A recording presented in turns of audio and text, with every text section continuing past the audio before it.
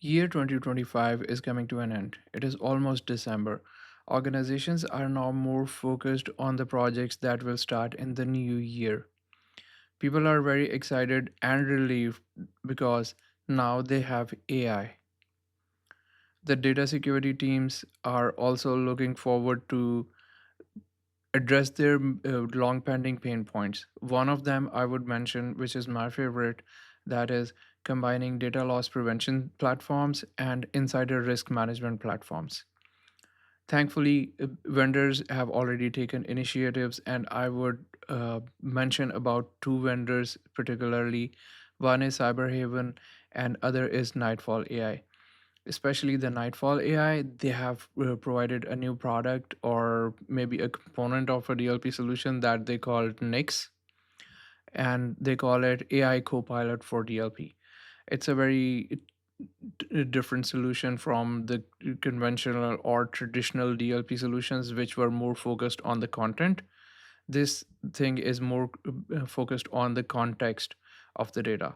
For example, if a document is being exfiltrated uh, due to the involvement of Copilot into the whole life cycle of that document or piece of data.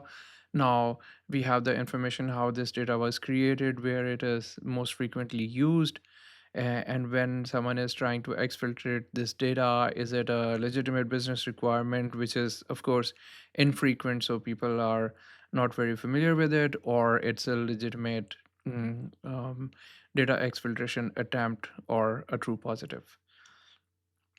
UEBA is something where organizations hopefully will be focusing more.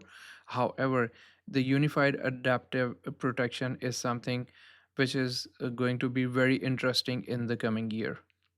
Now, unified adaptive protection is something where the AI based solution determines a data exfiltration attempt based on the user behavior or from the information it gets based on the data mining the AI has done on the documentation part, on the data movement within the organization or outside the organization.